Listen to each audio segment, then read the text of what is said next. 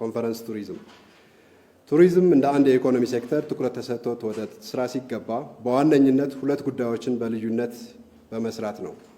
የመጀመሪያው የቱሪዝም መዳረሻዎችን በማደስና አዳዲስ መዳረሻዎችን በመገንባት ተመራጭነትን ማሳደግ ነው።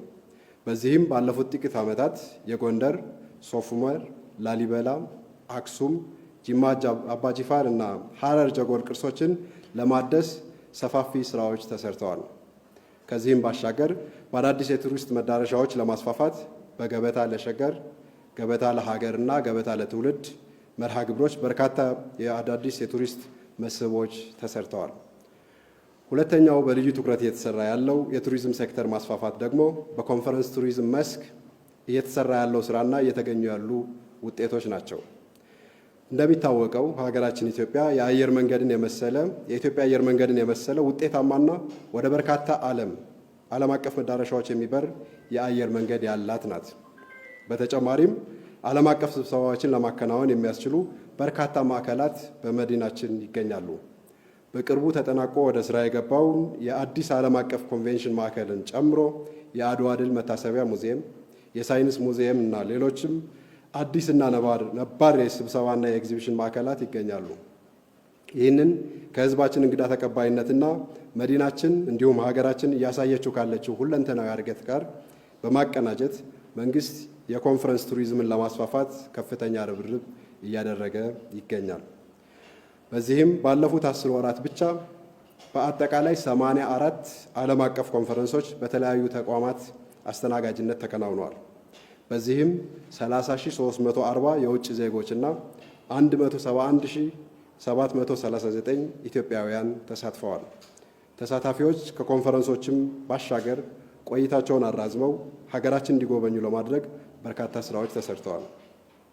ይህ የኮንፈረንሶች እንቅስቃሴ የሆቴልና የአገልግሎት ዘርፉን በማነቃቃት የውጭ ምንዛሪን በማስገኘትና ሀገራችንን ለመላው ዓለም በማስተዋወቅ ረገድ ከፍተኛ ሚና እየተጫወተ ይገኛል።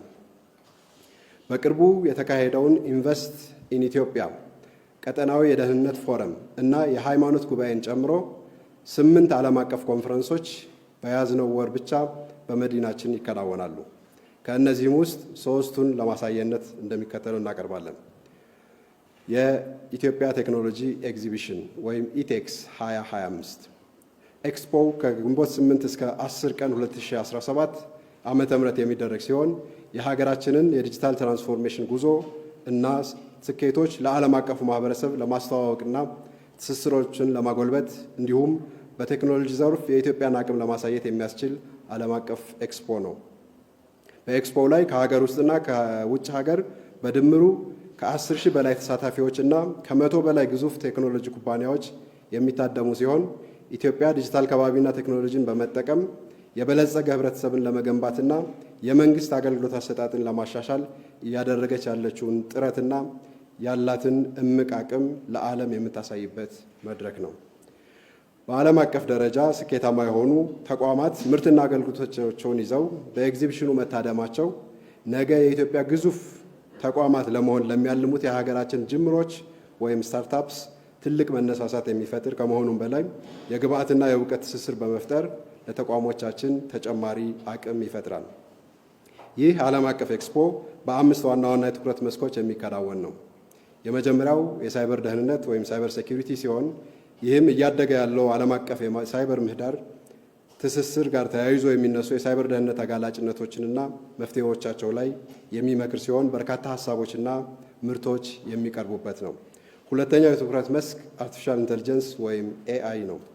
በዓለም አቀፍ ደረጃ ከፍተኛ ትኩረት የሳበ በሁላችንም ጓዳና በመዳፋችን ላይ የደረሰው ይህ ጉዳይ የስራን ውጤታማነት በተለያዩ መስኮች እንዴት ሊያሻሽል እንደሚችል የተግባርና የንድፈ ሀሳብ ማሳያዎች ይቀርቡበታል። ሶስተኛው ርዕሰ ጉዳይ በስማርት ሲቲ ላይ የሚያተኩር ይሆናል።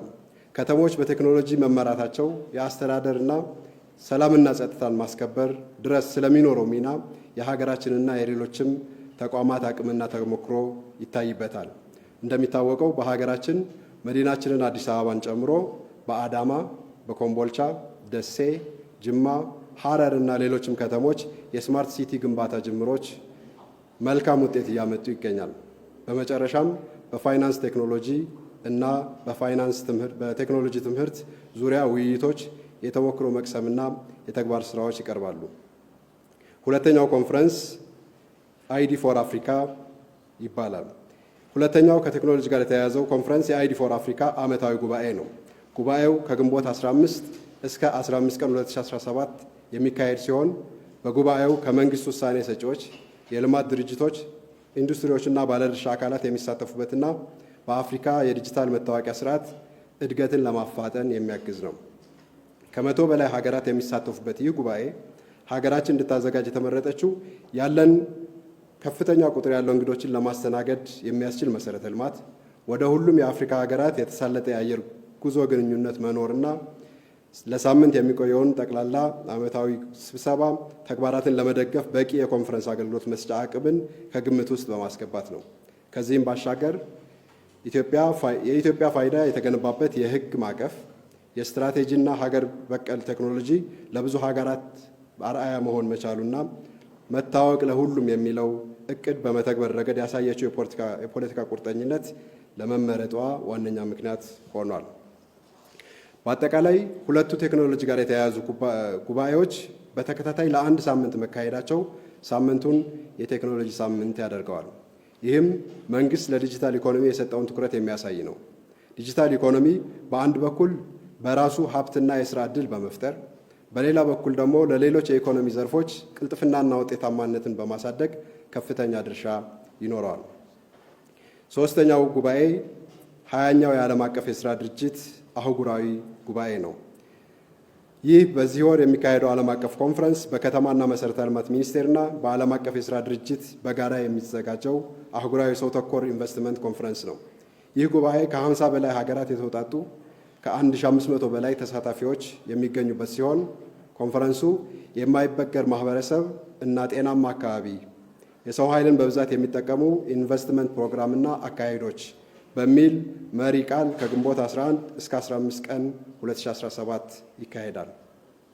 ኮንፈረንሱ በዋናነት የሚያተኩረው ሀገራት በሚተገብሯቸው የተለያዩ የመሰረተ ልማትና ሌሎችም ፕሮግራሞች ወይም ፕሮጀክቶች የሰው ኃይልን በስፋት መጠቀም እንደሚችሉ፣ ዘላቂና ጥራት ያለው የስራ ዕድል መፍጠር እንደሚቻል እንዲሁም በሂደቱ የሰራተኞችን ዘላቂ ተጠቃሚነትና ደህንነት ማስጠበቅ ስለሚቻልባቸው መንገዶች ነው። ይህም ካለን ሰፊ የሰው ኃይል አቅም አንጻር ጉዳዩን በከፍተኛ ሁኔታ ተገቢነት ያለው ያደርገዋል።